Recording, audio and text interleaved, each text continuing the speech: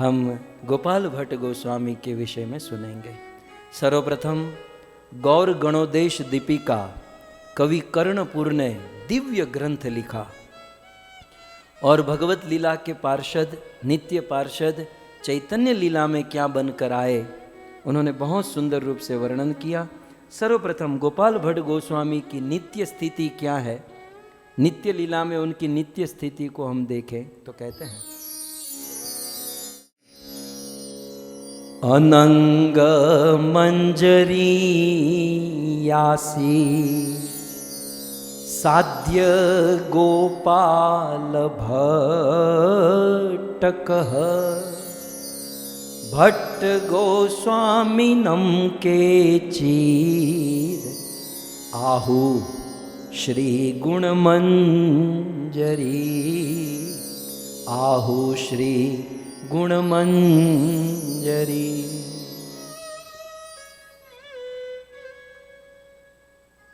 अनंग मंजरी यासित, भगवान के नित्य लीला में गौलोक वृंदावन में या ब्रज लीला में अनंग नाम की जो मंजरी थी, अनंग मंजरी स अद्य, वो अभी इस समय मतलब 500 वर्ष पूर्व गोपाल भट्ट का, गोपाल भट्ट के नाम से प्रकट हुई। और भट्ट गोस्वामी ने केचित और कुछ लोग गोपाल भट्ट गोस्वामी को आहु गुण मंजरी भी कहा करते हैं। तो मतलब दो मान्यता है। देखो, मैं आपको एक बात क्लियर करना चाहता हूं। आपने लगभग सभी गोस्वामियों के विषय में सुना होगा कि इसको ये मंजरी भी कहते हैं, ये भी कहते हैं, ये भी कहते हैं, ये भी कहते हैं। इसका अर्थ ये बनता है कि हमारे आचार्यों के विषय में कई सारे भक्तों ने लिखा है। अब कृष्णदास कविराज गोस्वामी ने भी षड गोस्वामी के विषय में लिखा, फिर जीव गोस्वामी ने भी इन आचार्यों के विषय में लिखा, फिर अन्य आचार्य नाभा जी ने, नाभा गोस्वामी भक्तमाल में भी षड गोस्वामी के विषय में लिखा। तो सभी आचार्यों ने अपने अपने एंगल से लिखा और अपने अपने एंगल से लिखने के कारण थोड़ा सी भिन्नता रहती है।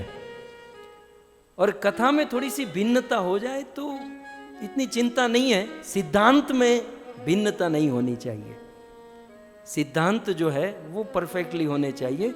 कथा नजरिए में थोड़ी सी दृष्टि होती, जैसे मुझे कोई देख रहा है तो प्रभु जी ने गुलाबी कुर्ता पहना है, कुछ लोग कहेंगे पिंक पहना है, कुछ लोग कहेंगे पीच पहना है, तो थोड़ी बहुत नंबर आंख में थोड़ी सी स्क्रीन ब्राइटनेस के कारण थोड़ा बहुत ये होता है, लेकिन है तो लाल गोविंद प्रभु, ये तो फिक्स है। तो अन्य आचार्यों ने थोड़ा बहुत अपने अपने रूप से बताया है। इसलिए मैं तो सभी आचार्यों का मिश्रण करके आपको हो सके उतना प्रमाण देकर श्लोकों के साथ प्रयास कर रहा हूं। लेकिन आपने किसी से सुना हो और यहाँ थोड़ी सी बात भिन्नता हो जाए तो आप न तो उनको गलत मानिएगा न हमको गलत मानिएगा, क्योंकि अनेकों आचार्यों ने ये सब लिखा है, इसलिए थोड़ी सी भिन्नता हो सकती है। श्लोक में ही देख लीजिए, केवल एक कवि कर्णपुर ने ही कह दिया कि गोपाल भट्ट गोस्वामी अनंग मंजरी भी है और कुछ लोग उसे गुण मंजरी भी कहते हैं। तो हमें दोनों को स्वीकार करना है, हम क्यों किसी का अस्वीकार करें, दोनों स्वीकार करेंगे। गुण मंजरी भी है, अनंग मंजरी भी है। गोपाल भट्ट गोस्वामी की लीला मैं सोच रहा हूं कहां से शुरू करूं। भारत में अनेकों तीर्थ है, एक तीर्थ कावेरी के तट पर, याद आ रहा है कुछ? तमिलनाडु का प्रसिद्ध शहर तिरुचिरापल्ली। आड़ बोलता ही न फावे आपने, ये ऐसे ऐसे नाम होते हैं वहाँ दक्षिण भारत के, तो हमको बोलने में भी इतना एग्जैक्टली हम नहीं बोल पाएंगे। ये बोल रहे हैं लेकिन वो जो प्रोनाउंसिएशन है वो अलग ही होता है। तो तमिलनाडु का एक प्रसिद्ध शहर तिरुचिरापल्ली, और उसी को त्रिची कहते हैं। इनको त्रिची या तिरुचिरापल्ली इसलिए कहते हैं क्योंकि इसी स्थान पर भगवान रामचंद्र ने त्रिशरा नाम की राक्षसी का वध किया था। त्रिशरा को राम जी ने मारा था, इसलिए इनको त्रिची या तिरुचिरापल्ली कहते हैं। वहां पर एक बहुत सुंदर कावेरी नदी बहती है और कावेरी नदी त्रिची शहर को और एक बहुत सुंदर स्थान को अलग करती है। तो कावेरी से घिरा हुआ एक बहुत सुंदर तीर्थ है जो बिल्कुल आइलैंड की तरह है और उस तीर्थ का नाम है श्रीरंगम। श्रीरंगम की, श्री रंगनाथ भगवान की। तो मन ही मन पहुंचिए साउथ इंडिया में, श्रीरंगम तमिलनाडु में, श्री रंगनाथ में। रंगनाथ मंदिर की बड़ी महिमा इस दुनिया में। अब लोगों तो बहुत कहते हैं कि हमारा मंदिर बड़ा, हमारा मंदिर बड़ा। हमारे वैदिक इतिहास में पूरे भूमंडल पर सबसे बड़ा मंदिर यदि कोई है तो एक और मात्र एक श्रीरंगम में कावेरी के तट पर श्री रंगनाथ मंदिर। रंगनाथ मंदिर जो 7 परकोटे में बना हुआ है। रंगनाथ मंदिर के अंदर का एरिया कितना है? 4 माइल। 4 माइल का मंदिर कभी देखा आपने? अंदर से 4 माइल। रंगनाथ मंदिर के अंदर 30,000 लोगों के रहने की व्यवस्था है। बड़ी बड़ी होटल गांव में भी नहीं होती, शहरों में भी इतनी बस्ती नहीं होती। इस मंदिर के 21 द्वार है। आजकल जो मंदिर हम देखते हैं ना बने हुए, ऐसे तो रंगनाथ मंदिर में गोपुर मतलब एंट्रेंस 24 तो गोपुर है। मतलब यहाँ पर हमारे जो मंदिर होते हैं, मंदिर जितने तो इनके दरवाजे हैं, मतलब ऐसे बने हुए गोपुर। तो 21 द्वार है, 24 गोपुर है। और जगन्नाथ पुरी की तरह रंगनाथ मंदिर के प्रसाद की भी बड़ी महिमा है। और श्री रंगनाथ जी बहुत सुंदर यहाँ पर विराजते हैं। अब क्या है ना, भगवान को कथा सुनाने की आदत पड़ चुकी है। जब तक भगवान की छवि सामने न हो तब तक इतना रस आनंद आपको भी अभ्यास हो चुका है।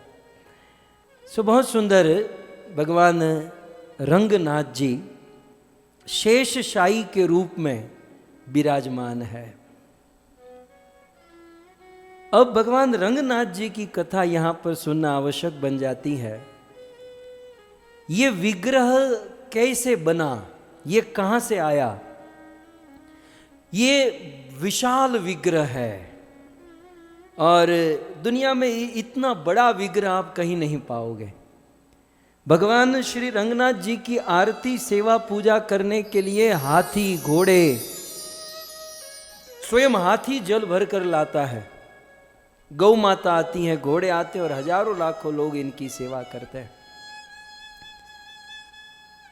ये स्वयंभू विग्रह किस प्रकार से प्राप्त हुई? ये उन दिनों की बात है, प्रथम मनवंतर, जब भगवान विष्णु ने अपने नाभि से कमल प्रकट किया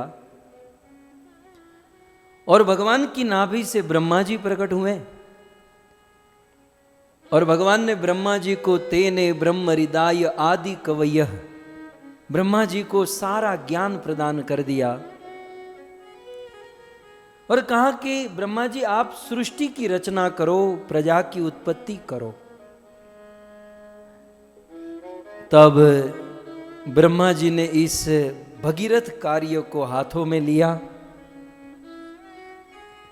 और ब्रह्मा जी ने निवेदन किया, प्रभु अवश्य मैं सृष्टि करूंगा, परंतु सृष्टि करते करते करते कहीं मैनेजमेंट में फंस न जाऊं, इसलिए मैं आपकी सेवा पूजा कर सकूं, आपकी आराधना कर सकूं। प्रभु आप मुझे विग्रह दीजिए, मुझे अर्चा विग्रह, एक आपकी मूर्ति दीजिए ताकि मैं उनकी रोज सेवा कर सकूं, उपासना कर सकूं। तब उसी समय भगवान गर्भोदक शाही विष्णु, साक्षात भगवान विष्णु ने अपने हाथों से, अपने हृदय से इस विग्रह को प्रकट किया। अब क्योंकि भगवान बड़े हैं तो भगवान के विग्रह भी बड़े ही होंगे। सो स्वयं भगवान विष्णु ने, शेषशाही ने अपना यह रूप, यह स्वरूप ब्रह्मा जी के हाथों में दिया। ब्रह्मा जी इसे ब्रह्मलोक लेकर गए और ब्रह्मा जी इस भगवान श्री रंगनाथ की सेवा प्रारंभ कर दिए। कई युगों तक श्री ब्रह्मा जी ने यह सेवा की, और जब त्रेता युग आया तो आप सब जानते हैं त्रेता युग में सूर्य वंश के एक बहुत बड़े राजा हुए जिसका नाम था इक्ष्वाकु। ब्रह्मा जी के पुत्र हुए मनु, और फिर उसी परंपरा में महाराज इक्ष्वाकु हुए। इक्ष्वाकु राजा ने बहुत बड़ी तपस्या की और अपनी तपस्या करके ब्रह्मा जी को प्रसन्न कर लिया। ब्रह्मा जी ने कहा कि भाई तुम एक काम करो, तुम स्वर्ग ब्रह्मलोक में आ जाओ, तुम्हें जो चाहिए मुझसे मांग लो। महाराज इक्ष्वाकु ब्रह्मलोक में गए तो देखा कि भगवान रंगनाथ की सुंदर मूर्ति विग्रह है, ब्रह्मा जी उनकी सेवा करते हैं। अब इनके मन में तो कुछ और था। ब्रह्मा जी ने कहा मैं तुमसे प्रसन्न हूं, तुम्हें जो चाहिए मांग लो। महाराज इक्ष्वाकु ने कहा कि मुझे और कुछ नहीं चाहिए, ये आपकी जो डिटीज है, आपका ये जो विग्रह है, ये मुझे दे दो। ब्रह्मा जी ने कहा लो, मुश्किल से भगवान ने मुझे सेवा दे रखी थी, अब ये तुम मांग रहे हो, ठीक है, तुमने मुझे प्रसन्न किया है तो भगवान रंगनाथ को तुम ले जाओ। तो ब्रह्मलोक से महाराज इक्ष्वाकु श्री रंगनाथ जी के विग्रह को अयोध्या में लेकर आए। और फिर तो जानते हैं कि इक्ष्वाकु के पुत्र हुए विकुक्षी। अब देखो रंगनाथ जी की सेवा किन किन ने की है। महाराज इक्ष्वाकु के बाद विकुक्षी ने उनकी सेवा की, उनके बाद पुरंजय ने रंगनाथ जी की सेवा की। अनेना, प्रीत, विश्वरंधी, यूनाश्व, शाबत्स, बृहदाश्व, कुलाश्व, दृढ़ाश्व, हरियश्व, निकुम, कुशाश्व, सेनजीत, यूनाश्व, मानधाता, पूरे इक्ष्वाकु वंश की परंपरा में जो जो आए सब भगवान श्री रंगनाथ की सेवा की। पुरुकुत्स, अनर्यण, हरियश्व, अरुण, निबंध, त्रिशंकु, इवन महाराज हरिश्चंद्र ने भगवान श्री रंगनाथ की सेवा की थी। हरिश्चंद्र के पुत्र रोहित, रोहित के हरित, हरित के चंप, चंप के सुदेव, सुदेव के विजय, विजय के भरुक, भरुक के वृक, वृक के बाहुक, और बाहुक के सगर। महाराज सगर तक सेवा चल रही है। सगर के पुत्र असमंजस, असमंजस के दिलीप, दिलीप के भगीरथ, भगीरथ के श्रुत, श्रुत के नाभ, नाभ के सिंधुदीप, सिंधुदीप के आयुतायु, आयुतायु के ऋतुपर्ण, ऋतुपर्ण के सर्वकाम, सर्वदा काम के सुदास, सुदास के सौदास, सौदास के अश्मक। ये सब लोग श्री रंगनाथ की सेवा कर रहे हैं। अश्मक के मूलक, मूलक के एडविड, एडविड के खटवांग, खटवांग के दीर्घ बाहु, दीर्घ बाहु के रघु, रघु के अज, और अज के पुत्र हुए दशरथ। महाराज दशरथ, त्रेता युग आ चुका था, सतयुग से ये सब चल रहा था। त्रेता युग में महाराज दशरथ जी भगवान श्री रंगनाथ जी की सेवा करते थे। फिर कथा कनेक्ट कर लीजिए। भगवान रामचंद्र 14 वर्ष वनवास में गए, वनवास से लौटे, अयोध्या के राजा बने। तब राम जी के हाथों में भगवान श्री रंगनाथ जी की सेवा आ गई। भगवान ही भगवान की सेवा कर रहे हैं। अब क्या हुआ, अब कथा को सुनिए। पूरी इक्ष्वाकु वंश की परंपरा श्री रंगनाथ जी की सेवा में लगी है।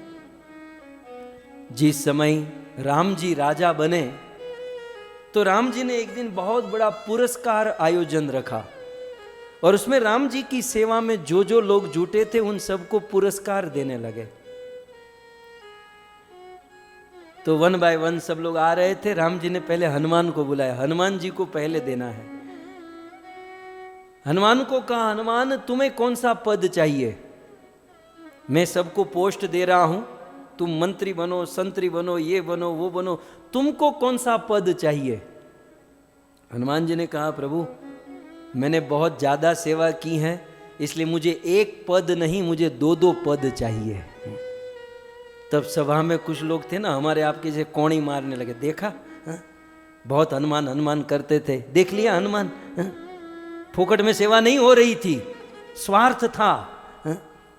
देखो एक के लिए, एक के बदले दो दो पद मांग रहा है ना, दो दो पोस्ट मांग रहा है। मतलब ईर्ष्या करने वालों की तो कमी ही नहीं है, थोड़ा सा गैप मिल जाए बंदा शुरू। हनुमान जी ने कहा, भगवान रामचंद्र सबको पद दे रहे थे, भाई तुम मंत्री बनो, तुम ये लीडर बनो, वो लीडर बनो। हनुमान जी ने कहा एक पद से नहीं चलेगा महाराज, मुझे 2 पद चाहिए। कुछ देर के लिए राम जी को भी हुआ कि 2-2 पोस्ट, कोई बात नहीं हनुमान मांग लो। हनुमान जी कहते हैं प्रभु मैं उस पद की बात नहीं कर रहा हूं, उस पोस्ट की बात नहीं कर रहा हूं, मैं पद माने आपके ये 2 चरण की बात कर रहा हूं, मुझे आपके ये 2 चरण चाहिए हैं। पोस्ट से क्या लेना देना है, पोस्ट वाले पोस्ट रखे, मुझे पोस्ट नहीं, मुझे आपके 2 पद माने आपके 2 चरण चाहिए। तब जो ईर्ष्या करने वाले थे ना, सबकी बोलती बंद। अबे उन ईर्ष्या करने वालों को तो कोई लज्जा भी नहीं होती, ये लोग को, वो लोग को कोई शर्म भी नहीं होती, बोले ठीक है तो ऐसा। तो सबको कहा गया कि आपको क्या चाहिए, आपको क्या चाहिए। फिर आप जानते ना सुग्रीव जी मंत्री बने, और फिर लास्ट में विभीषण जी का नंबर आया। सब ने अपना अपना पोस्ट पद ले लिया। अब विभीषण का जब नंबर आया, विभीषण आपने भी बहुत अच्छी शरणागति की है, आपकी के कारण मैंने 31 बाण मारे थे, आपको क्या चाहिए। विभीषण ने कहा कि प्रभु मैं तो अभी लंका जा रहा हूं, लेकिन आप जो श्री रंगनाथ जी की सेवा कर रहे हो, आपकी पुश्तानी परंपरा से जो श्री रंगनाथ जी की सेवा करते आए हैं, मुझे ये रंगनाथ जी का विग्रह दे दीजिए, मुझे ये बहुत अच्छा लग रहा है। अब क्या करते, भगवान रामचंद्र भक्तों के बंधन में बंधे हैं। बोले भाई मुश्किल से मुझे सेवा मिली थी और वो भी आप ले लोगे, बोले ठीक है आप लेकर जाइए। अब विभीषण जी जब रंगनाथ जी को उठाने गए तो गिरिराज गोवर्धन की तरह रंगनाथ जी ने कहा खबरदार, तू मुझे लंका ले जाना चाहता है ले जा, लेकिन यहां से लंका अयोध्या से श्रीलंका जाते समय सीधा मुझे वहां, मुझे कोई वो फ्लाइट आती है ना 1 स्टॉप 2 स्टॉप 3 स्टॉप, मुझे स्टॉप वाली फ्लाइट नहीं चाहिए, मुझे डायरेक्ट फ्लाइट चाहिए। भगवान रंगनाथ जी ने कहा देखो मुझे डायरेक्ट फ्लाइट में जाना है। क्योंकि है ना पैसे बचाने के लिए 2-3 स्टॉप वाली फ्लाइटें हम ले लेते हैं, तो यदि कहीं बीच में स्टॉप किए भगवान रंगनाथ जी ने कहा तो फिर मैं आगे नहीं बढ़ूंगा। ठीक है महाराज आपको नॉन स्टॉप पहुंचा दूंगा, आप चलिए। तो विभीषण जी ने भगवान रंगनाथ जी को उठाया, अयोध्या से टेक ऑफ किए, श्रीलंका की ओर जा रहे थे, और जाते जाते जाते कावेरी के तट पर तमिलनाडु त्रिशिरा में जब पहुंचे, त्रिपुरा में, तब देवताओं से नहीं रहा गया। देवता तो देवता होते हैं, देवताओं ने विभीषण जी के शरीर में इतना वजन बढ़ा दिया कि विभीषण का उड़ना रुक गया, बहुत प्रेशर हुआ और विभीषण को नीचे लैंड करना पड़ा, रंगनाथ जी को रखकर कुछ देर रेस्ट करना पड़ा। और विभीषण जी जब रंगनाथ जी को उठाने लगे, रंगनाथ जी ने कहा था, मैंने क्या कहा था, नॉन स्टॉप फ्लाइट चाहिए, अब तुमने यहां पर मुझे रख दिया, अब मैं यहां से नहीं हिलने वाला।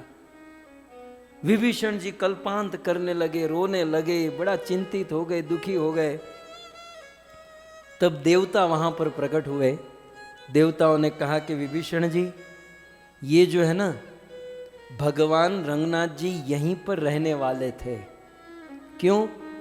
क्योंकि हमने चोल वर्मा राजा को वरदान दे रखा है, कई युगों से चोल वर्मा नाम का राजा यहाँ पर तपस्या कर रहा है कि भगवान रंगनाथ यहाँ पर प्रकट हो, और हम देवताओं के लिए तप किया और हम देवताओं ने उनको वरदान दिया है कि भगवान रंगनाथ यहाँ आएंगे। अब तुम उसे लंका ले जाना चाहते हो तो ये हमसे विरुद्ध हो जाएगा, सो अब भगवान को यहीं रख दो और आप एक काम करो, आप रोज भगवान की सेवा करने के लिए लंका से यहां आ जाना। विभीषण जी भगवान के पास गए, प्रभु ये क्या बात हुई, आप तो मुझे छोड़कर आप लंका नहीं आ रहे हो, यहीं पर रुक जाओगे। तब देखो भगवान ने कहा, विभीषण अब वहां चोल वर्मा राजा की इच्छा देवताओं की इच्छा और तुम्हारा प्रेम। अब तुमने मुझे यहां रख दिया है तो मैं यहीं रहूंगा, लेकिन मैं रहूंगा यहां पर, कहां? श्रीरंगम में, लेकिन मैं दृष्टि रखूंगा श्रीलंका की ओर। हमारे पूरे भारतवर्ष में जितने भी वैदिक मंदिर है, उस वैदिक मंदिरों में भगवान का की दृष्टि दक्षिणाभिमुख नहीं होती है, लेकिन एक भगवान रंगनाथ जी ऐसे हैं जिसकी दृष्टि दक्षिणाभिमुख है, मतलब दक्षिण की ओर उनकी दृष्टि है। बाकी दक्षिण की ओर नहीं होती, पूर्व की ओर होती है। तो दक्षिणाभिमुख रहूंगा, इसलिए श्रीरंगम में रंगनाथ जी रुक गए और उनकी दृष्टि लंका की ओर रही। अब क्या हुआ, क्योंकि ये विग्रह को समझना भी बहुत जरूरी है। रंगनाथ जी हैं और भी साथ बहुत लोग हैं। सो अब क्या हुआ, विभीषण जी रोज आया करते थे, रोज सुबह रंगनाथ जी की सेवा पूजा आरती विभीषण करते थे। एक दिन हमारी तरह विभीषण को आने में देरी हो गई। अब देरी हो गई तो वहां टाइम टू टाइम, अब साउथ इंडिया है तो टाइम टू टाइम सब चलता है। तो विभीषण जी अपने रथ के घोड़े को तेज चला रहे थे, भाई जल्दी चलो जल्दी चलो, और अपनी कार तेज चलाने में ध्यान नहीं रहा और श्रीरंगम में एक पंडा उनके रथ के नीचे आ गया। एक पंडा उनके रथ के चक्के के नीचे आ गया, हैंडीकेप हो गया, अधमरा हो गया। और पंडे तो आप जानते हो हट्टे गट्टे खाते पीते घर के होते हैं। विभीषण को उठाया, ये लंका का आदमी रावण जैसे, रावण का भाई रावण जैसे, मारो इसे। विभीषण को धो डाला, मारा कम घसीटा ज्यादा, पूरे रंगनाथ में घसीटा विभीषण को। इसने हमारे पंडे को मारा है, विभीषण को तोड़ दिया। ये लोग मिलकर विभीषण को मारना ही चाहते थे, लेकिन भगवान रामचंद्र ने विभीषण को वरदान दिया था कि तुम 1 कल्प तक राज्य करोगे। तो राम जी के वरदान के कारण ये मर नहीं रहे थे, बाकी ये पंडे मिलकर मार ही डालते। तो जब विभीषण नहीं मर रहे थे तो विभीषण को उन्होंने रंगनाथ की कारागार में बंद कर दिया। अब यहां पर रोज विभीषण जी सेवा पूजा करने आते थे। वहां राम जी ने नारद जी को बुलाया और कहा कि कई दिनों से विभीषण का कोई समाचार नहीं है। नारद, विभीषण कहाँ है जरा देखो। नारद तो नारद है, न्यूज़पेपर बिल्कुल। नारद जी आए श्रीरंगम में और सब कुछ बात पता चली और राम जी के पास गए। प्रभु अनर्थ हो गया। बोले क्या? बोले आपका भगत विभीषण जेल में बंद है। और तुरंत भगवान रामचंद्र रथ में बैठकर श्रीरंगम आए और यहाँ श्रीरंगम के जो पंडे पुजारी थे उनको कहे कि देखो भाई विभीषण हमारा भगत है, एक काम करो। भगवान राम जी ने सिद्धांत कहा कि देखो सेवक की गलती सेवक की नहीं मालिक की मानी जाती है। विभीषण मेरा सेवक है तो विभीषण को दंड न दो, दंड मुझे दो। हे पंडो, हे पुजारियों, आपको बंदी बनाना है, कारागार में रखना है तो मुझे कारागार में बंद कर दो, विभीषण को छोड़ दो। तो भगवान राम जी के कहने पर विभीषण को छोड़ दिया। लेकिन अब पंडों ने सोचा राम जी को जेल में तो रख नहीं सकते, एक काम करते हैं, देखो प्रभु आपने कहा कारागार में बंद करो, बंद तो होना पड़ेगा लेकिन कारागार में नहीं, हम आपको मंदिर में बंद कर देंगे। उस दिन से भगवान रंगनाथ जी के आगे भगवान रामचंद्र के विग्रह को पधरा दिया। तो आप यदि श्रीरंगम जाते हो तो भगवान रंगनाथ जी हैं और रंगनाथ जी के साथ साथ राम जी विराजमान है। उसके पीछे ये सारी कथा उपस्थित है। सन 1568 1568 में श्री चैतन्य महाप्रभु के मन में लोभ हुआ। जब उन्होंने संन्यास ले लिया और जगन्नाथपुरी में थे, तब महाप्रभु के मन में हुआ कि भारत भूमि में अनेकों तीर्थ हैं और दक्षिण भारत में बहुत सारे तीर्थ हैं। स्पेशली दक्षिण भारत की यात्रा के लिए निकले और श्री चैतन्य महाप्रभु जगन्नाथपुरी से विचरण करते करते यहाँ पर श्री रंगम में पहुंचे। जैसे ही चैतन्य महाप्रभु इस विग्रह को देखे, यह सुंदर भगवान की मूर्ति विग्रह को देखे, दोनों हाथ ऊपर करके महाप्रभु उदंड नृत्य करने लगे। श्रीमन नारायण नारायण हरि हरि करके श्री चैतन्य महाप्रभु ने बहुत सुंदर नृत्य किया। कहते हैं महाप्रभु के नृत्य को देखकर पूरा श्रीरंगम एकत्रित हो गया। और उस समय वहां पर बेलगुंडी गांव के एक बहुत बड़े भक्त, ब्राह्मण परिवार में जिनका जन्म हुआ था, श्री संप्रदायी भक्त, जिनका नाम था श्री वेंकट भट्ट। चैतन्य महाप्रभु जब श्री रंगम में सीधे रंगनाथ जी का दर्शन करते उदंड नृत्य कीर्तन कर रहे थे, उस समय श्री वेंकट भट्ट रंगनाथ जी की आरती उतार रहे थे। और आरती उतारते उतारते पीछे महाप्रभु के नृत्य को देख रहे थे। आरती उतार रहे, नृत्य देख रहे, क्योंकि महाप्रभु इतने आकर्षित थे, इतने सुंदर थे, उनकी आंखों से अश्रु की धारा निकल रही थी। रोमांच कंपाश्रु तरंग भाजो अष्ट सात्विक विकार हो रहा था। तो श्री वेंकट भट्ट के मन में हुआ कि कब ये आरती पूजा समाप्त हो और कब मैं उस सन्यासी से मिलूं। जैसे तैसे भगवान रंगनाथ जी की आरती समाप्त हुई और श्री चैतन्य महाप्रभु का कीर्तन समाप्त हुआ। श्री वेंकट भट्ट सन्यासी के रूप में श्री चैतन्य महाप्रभु को प्रणाम किए और निवेदन किए कि प्रभु, हमने आपको इसके पहले कभी नहीं देखा, आज प्रथम बार देखा है, आप कौन हो? श्री चैतन्य महाप्रभु ने परिचय दिया। श्री वेंकट भट्ट ने कहा कि आप इतने दूर से आए हो, आप हमारे घर पर प्रसाद पाने के लिए चलिए। अब गृहस्थों का यही तो धर्म, और गृहस्थ कर भी क्या सकते हैं। मैं बार बार कह रहा हूँ, हम गृहस्थों को चाहिए साधु संतों को अपने घर बुलाए और भोजन प्रसाद आदि उनकी सेवा करें। श्री वेंकट भट्ट ने चैतन्य महाप्रभु को घर बुलाया और बहुत सुंदर भोजन प्रसाद आदि पवाया।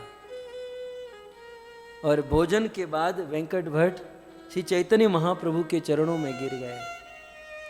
बोले, महाप्रभु, कल से चतुर्मास प्रारंभ हो रहा है और चतुर्मास में यहाँ वहाँ विचरण करना ठीक नहीं है, और श्री रंगम से अच्छा बड़ा स्थान आपको कहाँ मिलेगा। तो हे महाप्रभु, मेरी ऐसी इच्छा है कि ये चतुर्मास आप यहीं पर रुक जाइए। अब महाप्रभु के मन की इच्छा वो बोल रहा है। महाप्रभु तो आए ही थे इनके घर पर रहने के लिए, क्योंकि इनके घर पर एक बालक था, एक लड़का, और जिसका उद्धार, जिसका कल्याण, जिसको षड गोस्वामी में नाम देना था, गोपाल भट्ट। तो ये निवेदन करने लगे कि आप हमारे घर पर रुक जाइए। और चैतन्य महाप्रभु ने निमंत्रण स्वीकार किया और चैतन्य महाप्रभु वेंकट भट्ट के घर पर 4 महीने के लिए रुक गए। वेंकट भट्ट रोज उनको कावेरी में लेकर जाते स्नान कराने, सुबह मॉर्निंग वॉक करते, रंगनाथ जी का दर्शन कराते, अनेक साधु संतों से मिलवाते। वैसे दिन भर दिन पसार होने लगे। और इन 4 महीनों में वेंकट भट्ट का 11 वर्ष का एक पुत्र था जिसका नाम था गोपाल भट्ट। तो गोपाल भट्ट श्री चैतन्य महाप्रभु के चरणों की सेवा करता, उनको भोजन परोसता, श्री चैतन्य महाप्रभु का उच्चिष्ट खाता। चैतन्य महाप्रभु के साथ उनका एक सेवक था जिसका नाम था कृष्णदास। जब अब घर पर चैतन्य महाप्रभु आए हैं, थोड़ा रिस्पेक्ट है, उनके साथ सीधा खुलकर बात नहीं कर सकते, केवल कुछ देर तक सेवा मिलती है, सेवा करते। और फिर वो 11 वर्ष का बालक गोपाल भट्ट महाप्रभु के सेवक कृष्णदास के साथ अन्य कमरे में बैठकर जिज्ञासा करता कि मुझे महाप्रभु की लीला सुनाइए, मुझे महाप्रभु की नवदीप लीला बताइए।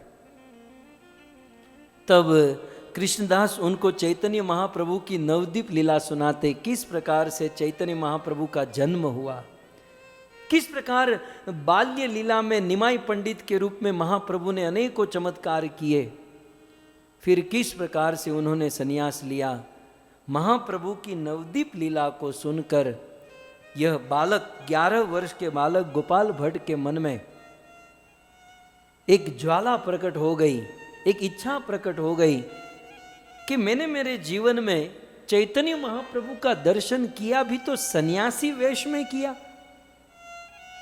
मुझे महाप्रभु को नदिया नागर के रूप में देखना था, मुझे महाप्रभु को उस निमाई पंडित के रूप में दर्शन करना था। मुझे निमाई पंडित चाहिए, मुझे निमाई पंडित को देखना है।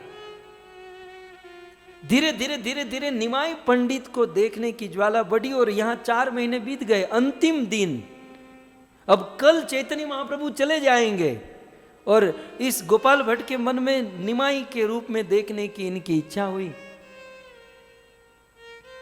एक दिन रात्रि को श्री चैतन्य महाप्रभु के चरणों में आकर बैठे उनकी सेवा करने के लिए, और मन ही मन में यह भाव उत्पन्न हुआ। और जब आंखें खुली तो देखा कि वो सन्यासी वेश में जो चैतन्य महाप्रभु थे वो निमाई पंडित के रूप में लंबे लंबे बाल और सुंदर सा स्वरूप है। निमाई पंडित के रूप में कभी कृष्ण के रूप में दिखाई देते, कभी नदिया नागर के रूप में दिखाई देते।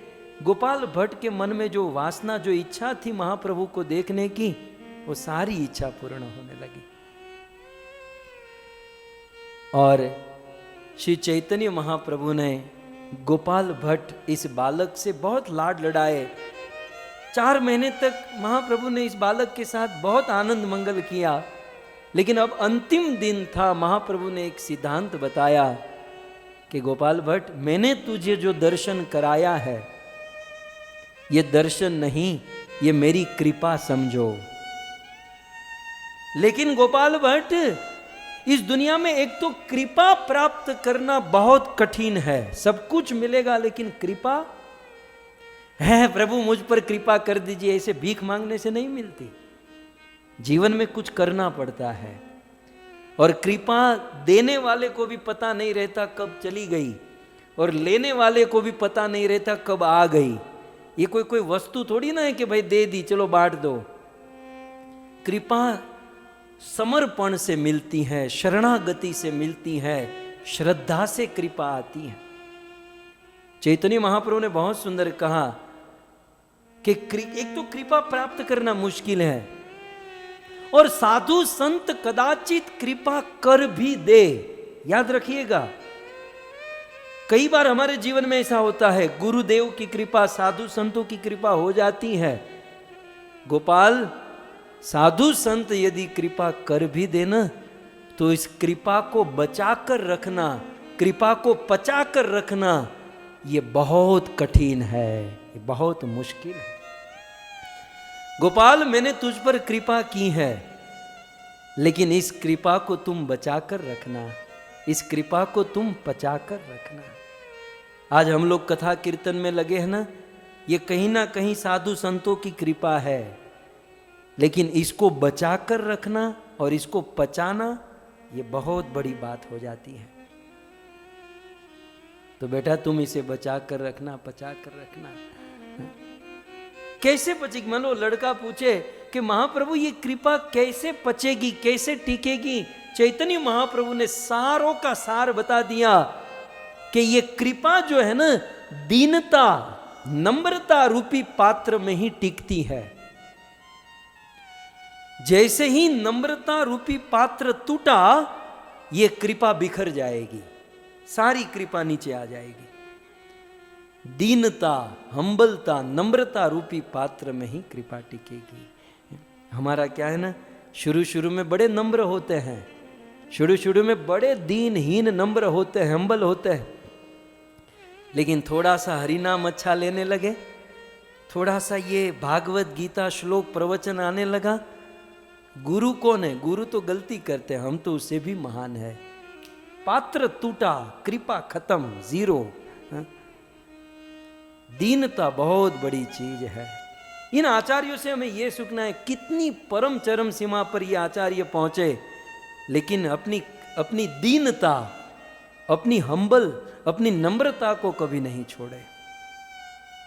श्री चैतन्य महाप्रभु ने कहा कि गोपाल, कृपा तो मैंने कर दी है, और साधु संतों की कृपा वो तो करते ही रहते हैं, हो जाती है, लेकिन इसको टिकाकर रखना, ये दीनता रूपी पात्र में टिकती है।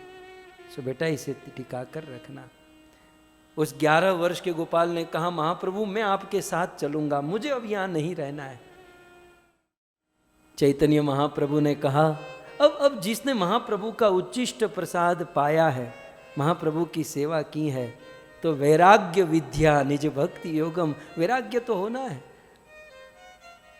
श्री चैतन्य महाप्रभु ने कहा, नहीं, तुम अभी छोटे हो, तुम्हारे माता पिता की सेवा करना ये तुम्हारा धर्म है बेटा। देखो यहाँ पर भी रघुनाथ भट्ट को भी यही कहा था, और यहाँ गोपाल भट्ट को भी यही कह रहे हैं, अपने माँ बाप की सेवा करो। और जब माँ बाप की सेवा से निवृत्त हो जाओगे, जब वो रिस्पॉन्सिबिलिटी, वो जिम्मेदारी तुम्हारी समाप्त हो जाएगी, तो तुम वृंदावन आ जाना, मैं तुम्हें वृंदावन मिलूंगा। याद रखिए, ये स्टेटमेंट आपको याद रखना पड़ेगा। चैतन्य महाप्रभु ने गोपाल भट्ट को क्या कहा कि माँ बाप की सेवा की जिम्मेदारी जब समाप्त हो जाएगी तो तुम वृंदावन आ जाना, मैं तुम्हें वृंदावन मिलूंगा। और जब तक माँ बाप की रिस्पॉन्सिबिलिटी समाप्त नहीं होती है, और जब तक तुम वृंदावन नहीं आते हो, तब तक तुम्हारे जो चाचा है ना, बोले कौन, वो प्रबुद्ध? बोले हाँ, तुम्हारे चाचा श्री प्रबुद्ध के अंडर में रहो, उनसे दीक्षा ग्रहण करके उनके अंडर में रहकर तुम विद्या ग्रहण करो, भागवत सीखो। इस प्रकार से कहकर श्री चैतन्य महाप्रभु चले गए। और यहाँ पर जैसे महाप्रभु ने कहा था, उसी प्रकार अपने माँ बाप की सेवा करने लगे गोपाल भट्ट, और प्रबुद्ध जी के माध्यम में वो शिक्षा दीक्षा आदि लेकर ज्ञान ग्रहण करने लगे। अब एक दिन की बात, प्रबुद्ध जी श्रीरंगम से, श्रीरंगम को छोड़कर वाराणसी चले गए, काशी। और काशी वाराणसी जाकर, क्योंकि वाराणसी में मायावाद का प्रचार फल फूल रहा था, गोस्वामी तुलसीदास जी को भी शांति कहाँ लेने दी थी इन लोगों ने। लेकिन ये प्रबुद्ध जी जो थे, वाराणसी काशी के मायावादियों के चक्कर में आ गए और खुद बन गए मायावादी सन्यासी। और आपकी जानकारी के लिए कह दूं, गोपाल भट्ट गोस्वामी के चाचा प्रबुद्ध, वो वाराणसी जाकर मायावाद को स्वीकार किए, और फिर उनका नाम हुआ प्रकाशानंद सरस्वती। मायावाद के बहुत बड़े सन्यासी और बहुत बड़े गुरु बन गए प्रकाशानंद सरस्वती। और फिर वो कथा कनेक्ट कर सकते हैं आप, श्री चैतन्य महाप्रभु विचरण करते हुए जब वाराणसी काशी गए, तो इस प्रकाशानंद सरस्वती के साथ मिलन हुआ। प्रकाशानंद सरस्वती अपने हजारों शिष्यों के साथ, चैतन्य महाप्रभु बिल्कुल पीछे, बिल्कुल हम्बल नम्र बनकर कोने में ऐसे बैठे थे। प्रकाशानंद सरस्वती ने कहा कि अरे हम दोनों गुरु भाई हैं, वेद और शास्त्रों को एक कोने में बैठकर पढ़ना लिखना चाहिए, तुम पागलों की तरह महामंत्र गाते हो, कीर्तन करते हो, ये सन्यासी को अच्छा लगता है? ये शोभा देता है सन्यासी को? चैतन्य महाप्रभु ने कहा कि क्या हो ना, एक दिन मैं अपने गुरु के पास गया और मैंने गुरु जी को कहा, गुरु जी मुझे वेद सिखाइए। दोनों के गुरु एक थे। तो गुरु जी ने कहा कि तू बिल्कुल पागल है, तुझे वेद फेद नहीं आएंगे, एक काम कर, सारे वेदों का सार है महामंत्र, इसी का जाप करो, क्योंकि यही तो वेदों का कंक्लूजन है। मैं महामंत्र जपने लगा, और जैसे जैसे महामंत्र जपने लगा पागल सा होते गया। फिर से गुरु के पास गया, गुरु जी को कहा, गुरु जी आपने ये कैसा मंत्र दे दिया? किबा मंत्र दिला गोसाई, किबा तार बल। इसमें कितना बल है, क्या चमत्कार है। क्यों? क्योंकि जपीते जपीते नाम करील पागल। मैं जितना जपते जा रहा हूं, मैं पागल सा होते जा रहा हूं, संसार को भूलते जा रहा हूं, संसार से वैराग्य हो रहा है, और आंखों से आंसू निकल रहे हैं, और बस नाचता कूदता रहता हूं। बस गुरु जी ने कहा, परफेक्ट, ये मंत्र का फल तो यही है, ये मंत्र का रिजल्ट, फल, जिसको ये मंत्र की कृपा हो जाए ना, तो वो पागल हुए बिना नहीं रह सकता। तो तुम्हें ये फल मिल चुका है, बस इसी प्रकार नाचो गाओ और पागलों की तरह कीर्तन करो। तब से मैं महामंत्र गा रहा हूं। श्री चैतन्य महाप्रभु के साथ मिलन हुआ और महाप्रभु के मिलन से पहले प्रबुद्ध थे, फिर बने प्रकाशानंद सरस्वती जो मायावाद में चले गए, फिर महाप्रभु ने तो टच स्टोन थे महाप्रभु, तो ऐसा टच कर दिया कि ये भक्त हो गए और इसको भेज दिया वृंदावन। और जब वे वृंदावन आए और इनको पूछा गया कि अब क्या लगता है, तो हम रोज मंगलाचरण में गाते ना, ये इसी का है, प्रबुद्ध प्रकाशानंद। और जब वृंदावन में आए तो वो उसका नाम बदल गया प्रबोधानंद सरस्वती। बोले अब आपको क्या लगता है? तब इन्होंने क्या कहा, चैतन्य महाप्रभु टच हो गए ना, तब इनका कंक्लूजन क्या हुआ, वंशी विभूषित करा नव नीर दाभात पीतांबरात अरुण बिंब धर धरोष्टात पूर्णेन्दु सुंदर कृष्णात परम किमपि तत्व अहम न जाने। सच कहूं तो कृष्ण से बड़ा तत्व मैं नहीं जानता हूं। इस प्रकार से कृष्ण के रसिक भक्त, और क्या ब्रज रसिक, प्रबोधानंद सरस्वती ने ब्रज महिमा को जितना गाया है और किसी ने नहीं गाया। तो खैर मैं ये प्रबोधानंद सरस्वती वही है जिससे गोपाल भट्ट ने शिक्षा दीक्षा आदि ग्रहण की थी। बीच में थोड़ा सा मार्ग भटक गए, लेकिन चैतन्य महाप्रभु ने ऑपरेशन कर दिया, ठीक हो गए। अब देखिए, अब यहां पर माता पिता के सेवा की जिम्मेवारी समाप्त हुई और चैतन्य महाप्रभु का वचन याद आया, वृंदावन जाने की उत्कंठा, और श्री चैतन्य महाप्रभु की याद से माता पिता के चले जाने, उनकी मृत्यु के बाद गोपाल भट्ट वृंदावन आ गए। महाप्रभु ने क्या कहा था, याद रखिएगा कि तुम वृंदावन आ जाना, मैं तुम्हें वृंदावन मिलूंगा। अब गोपाल भट्ट महाप्रभु को मिलने के लिए वृंदावन आए, लेकिन वृंदावन में चैतन्य महाप्रभु थे नहीं। वृंदावन में तो वही रूप गोस्वामी और सनातन गोस्वामी को भेजा था चैतन्य महाप्रभु ने। तो रूप, अब ये तो महाप्रभु के स्मरण में थे गोपाल भट्ट गोस्वामी, तो रूप सनातन ने चैतन्य महाप्रभु को लेटर लिखा, भाई आपका चेला यहां पर आया है और बस रात दिन आप ही का नाम ले रहा है, अब इनके लिए कुछ करो आप। तब देखिए चैतन्य महाप्रभु का गोपाल भट्ट के प्रति प्रेम देखो भक्तों। महाप्रभु ने किसी को गोवर्धन शिला दी, रघुनाथ भट्ट को अपनी कंठी दी, लेकिन चैतन्य महाप्रभु ने गोपाल भट्ट को अपनी 4 वस्तु प्रदान की, बिल्कुल अपनी निकट, अपनी नजदीकी। महाप्रभु ने अपनी गले में डोरी निकालकर, महाप्रभु ने कोपिन, डोर, कोपिन, बहिर्वास और आसन, ये 4 वस्तु चैतन्य महाप्रभु ने जगन्नाथपुरी से भेजी और साथ में एक लेटर, एक पत्र भेजा, किसके लिए? अपने गोपाल भट्ट गोस्वामी के लिए। और जब ये आया, गोपाल भट्ट गोस्वामी को ये पार्सल मिला, तो गोपाल भट्ट गोस्वामी वो डोर, कोपिन, बहिर्वास और आसन को मंदिर में रखकर पूजा करने लगे, क्योंकि महाप्रभु का ये दिव्य रूप और सनातन आए। और गोपाल भट्ट को कहा कि देखो ये नम्रता अच्छी चीज है, लेकिन महाप्रभु ने ये पूजा करने के लिए नहीं भेजा। कुछ लोग आज होते ना, ये गीता भागवत खरीद कर अपने घर रख देते हैं और रोज आरती अगरबत्ती पूजा करते हैं, केवल पूजा के लिए नहीं है, उसको पढ़ने के लिए है। तो ये पूजा में लगा दिए कोपिन, कंथा, ये सब कुछ। रूप सनातन ने समझाया कि भाई इसके साथ जो लेटर लिखा है वो भी पढ़ो। उन्होंने कहा है कि इसे तुम धारण करके अब ऐसा सन्यासी जीवन जियो। तो इस प्रकार से कोपिन, कंथा, वो आसन, वो बहिर्वास उनको प्रदान करवाया गया और उसी से वे भगवान श्री कृष्ण के भजन में लगे।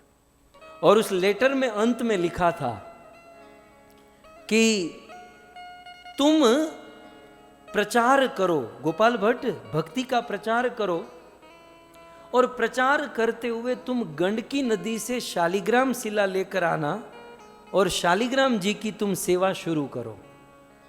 रूप गोस्वामी गोविंद देव में लगे थे, सनातन गोस्वामी मदन मोहन में लगे थे, रघुनाथ भट्ट भागवत में लगे थे। और अब गोपाल भट्ट को क्या आज्ञा हुई कि आप शालिग्राम जी की सेवा करो। गोपाल भट्ट गोस्वामी अब प्रचार करते हुए वृंदावन से सहारनपुर, सहारनपुर से गंडकी हरिहर क्षेत्र पहुंचे हैं। चैतन्य महाप्रभु की आज्ञा को लेकर गंडकी नदी में, गंडकी में स्नान किए। आप जानते हैं गंडकी नदी से शालिग्राम शिला मिलती है, नर्मदा से शिवलिंग मिलती है। जो गंडकी से शालिग्राम शिला मिलती है वही शालिग्राम, बाकी कोई शालिग्राम नहीं है, केवल एज ए प्रैक्टिस है। और नर्मदा से जो शिवलिंग मिलती है वही ओरिजिनल शिवलिंग, बाकी सब अच्युतम केशवम। ठीक उसी प्रकार, लेकिन वो कैसे मिलती है? ऐसे नहीं मिल जाती। हम गंडकी नदी जाए और वहां जाकर आप यदि योग्य हो, भक्त हो और भावना से, आपको क्या करना है, तुलसी पत्र आप रखोगे तो शालिग्राम तुलसी से आकर्षित होकर नीचे से ऊपर आएगा। वो आपके लिए, आपका टाइम वेस्ट होगा, आप जाना मत, क्योंकि हमारी भक्ति इतनी है ही नहीं। हमें तो क्या है, गुरु जी सिद्ध करके साधना से हमको दे दे तब हमारा काम बनेगा। तो ये गए हैं और इनको पता नहीं कि शालिग्राम कैसे मिलेंगे।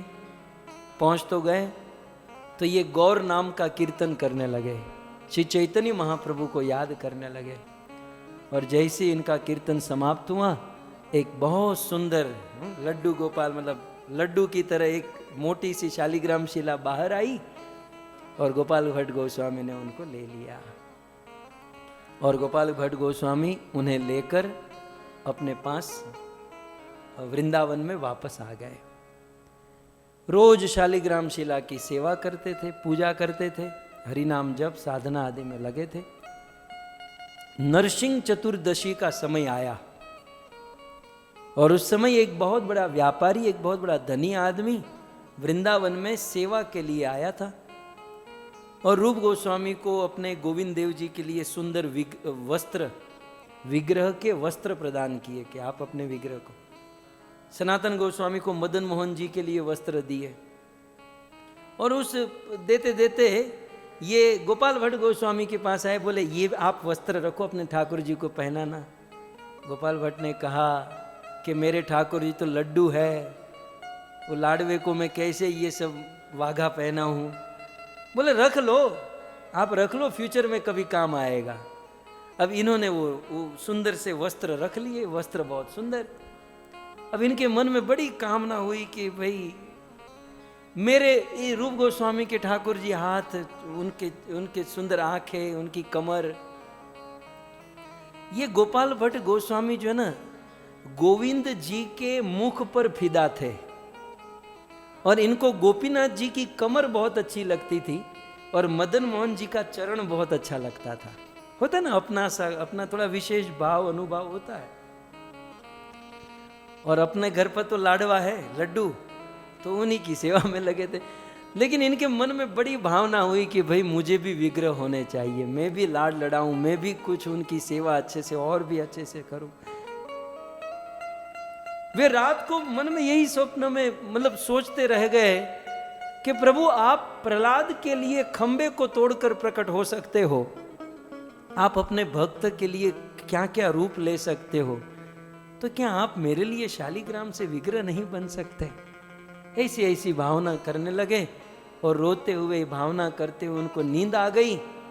और सुबह उठकर देखा, कहते हैं वैशाख महीना, चतुर्दशी को वस्त्र मिला था, फिर पूर्णिमा आई, वैशाख महीना पूर्णिमा का दिन और सन 1542 सुबह उठकर गोपाल भट्ट गोस्वामी ने देखा तो वह जो लड्डू, वो जो शालिग्राम शिला थी, वो शालिग्राम शिला बहुत सुंदर विग्रह के रूप में प्रकट हो गई। सुंदर सी आंखें, बहुत सुंदर, और ऐसा विग्रह जिनका मुख गोविंद देव जैसा, जिनकी कमर गोपीनाथ जैसी और जिनके चरण मदन मोहन जैसे। और तुरंत उन्होंने रूप गोस्वामी, सनातन गोस्वामी, पूरे ब्रज को बुलाया और सारे भक्त आए और रूप सनातन ने मिलकर इनका नामकरण किया। अरे गोपाल भट्ट, भगवान तो तुझ पर बहुत विशेष अनुग्रही है, तो आज से इस भगवान का नाम है राधा रमण। श्री रूप गोस्वामी ने नाम रखा राधा रमण। श्री राधा रमण भगवान की, श्री राधा रमण भगवान की, श्री राधा रमण भगवान की।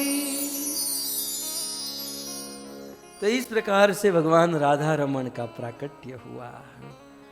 बहुत सुंदर अनेकों लीला है, उनमें से एक लीला मैं आपको कहूं। अब तो राधा रमण का जन्मदिन मनाया जाने लगा। वैशाख मास की पूर्णिमा के दिन राधा रमण का जन्मदिन मनाया जाता, आज भी मनाया जाता है। लेकिन राधा रमण के जन्मदिन के अवसर में गोपाल भट्ट क्या करते थे? गोपाल भट्ट गोस्वामी बहुत सुंदर पहले तो श्रृंगार करते थे, फूल बंगला बनाते थे और वैष्णव के लिए भोजन कराते थे। एक दिन क्या हुआ, यह सब करने में पैसा तो चाहिए, इनके पास पैसे नहीं थे, तो किसी बनिए से इन्होंने कर्ज ले लिया उधार, कि भाई मैं आपको बाद में चुका दूंगा जब दान दक्षिणा मिलेगी, मुझे अभी उधार चाहिए। उन्होंने बनियों से, एक बनिए से बहुत सारा पैसा लेकर उधार ले लिया और पूरा राधा रमण उत्सव फेस्टिवल मनाया। और उत्सव फेस्टिवल मनाने के बाद अब जब विचार आया कि अब मुझे पैसा चुकाना है, अब दूसरे दिन पैसा चुकाना था, इनके पास पैसा था नहीं। लेकिन भगवान अपने भक्त का नाम कैसे बिगाड़ेंगे? स्वयं राधा रमण उस व्यापारी के पास गए और जितना कर्ज लिया था वह सारा कर्ज वापस दे दिए। थोड़े दिन के बाद जब गोपाल भट्ट के पास सारे पैसे एकत्रित हुए तो उस व्यापारी के पास थोड़ी सी लज्जा थी, शर्म थी, क्योंकि देरी हो गई थी। पैसे लेकर गए, बोले ये लो आपका कर्ज, मुझे क्षमा कर देना, थोड़ी देरी हो गई। बोले ये क्या कर रहे हो, मुझे तो दूसरे ही 3 सारे पैसे मिल गए। बोले नहीं नहीं, आपको कोई गलती हुई होगी, आप चौपड़ा खोल कर देखो, मेरा बाकी है, आप ले लो।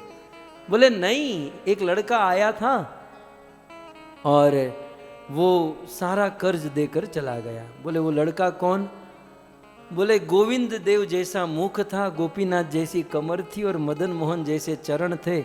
बोले वो तो मेरा राधा रमण है। इसकी आंखों से जर्जर जर्जर जर्जर अश्रु की धारा। बोले भगवान को मेरे लिए इतना कुछ करना पड़ा। इस प्रकार श्री गोपाल भट्ट गोस्वामी भगवान को लाड लड़ाते, ठाकुर जी की सेवा में लगे हैं, चैतन्य महाप्रभु की आज्ञा में लगे हैं। और गोपाल भट्ट गोस्वामी ने मानव समाज के लिए बहुत सुंदर ग्रंथ दिए। सबसे बड़ा ग्रंथ जानते हैं? इसी गोपाल भट्ट गोस्वामी ने सत क्रियासार दीपिका, इन्होंने सत क्रियासार दीपिका मतलब गर्भाधान संस्कार कैसे किया जाता है, ये जितने भी बच्चे शादी करते हैं ना, उनको ये सब पढ़ना चाहिए या किसी साधु के चरणों में बैठकर सीखना चाहिए। काम वासना से पैदा किए हुए बच्चे कामी और वासना से पूर्ण होते हैं। ये गोपाल भट्ट गोस्वामी, वैसे साउथ इंडिया तो इसमें माहिर है ना, वहाँ की संस्कृति और वेद, तो इन्होंने षोडश संस्कार पर ग्रंथ लिखा। तो गर्भाधान संस्कार, विवाह संस्कार, ये सारी विधि गोपाल भट्ट गोस्वामी ने लिखी। संस्कार दीपिका, सतक्रियासार दीपिका, और फिर इन्होंने बिल्व मंगल ठाकुर ने एक ग्रंथ लिखा था कृष्ण कर्णामृत। गोपाल भट्ट गोस्वामी ने कृष्ण कर्णामृत पर टीका लिखी, कमेंट्री, ये तीसरा ग्रंथ था उनका, और उनको नाम दिया कृष्ण वल्लभा टीका। कृष्ण कर्णामृत की कृष्ण वल्लभा टीका गोपाल भट्ट गोस्वामी ने लिखी। भक्तों, इनका इतना बड़ा समर्पण, आगे चलकर कल हम सुनेंगे जीव गोस्वामी की कथा में। जीव गोस्वामी के समय में बहुत बड़ी विषम परिस्थिति आ गई। हमारे वैष्णव समाज पर यह साबित करने की स्थिति आ गई कि कृष्ण और कौन, राधा कौन। और उन दिनों जीव गोस्वामी ने षड संदर्भ लिखे। तो जीव गोस्वामी के द्वारा षड संदर्भ जो लिखा गया, उसका आधार क्या था? गोपाल भट्ट गोस्वामी के कड़चा। बंगला भाषा में इन्होंने जो कड़चे लिखे थे, उसी कड़चे पर आधारित जीव गोस्वामी ने 6 संदर्भ लिखे, जो विद्वत सभा में कृष्ण और राधा जी को प्रस्थापित, हमारे गौड़ीय सिद्धांत को प्रस्थापित किए।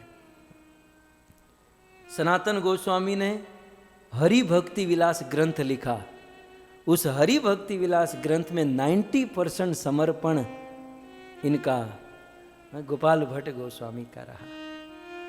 इन्होंने अपने जीवन में श्रीनिवास आचार्य आदि जैसे अनेकों शिष्य बनाए और इस परंपरा को इन्होंने बरकरार रखा।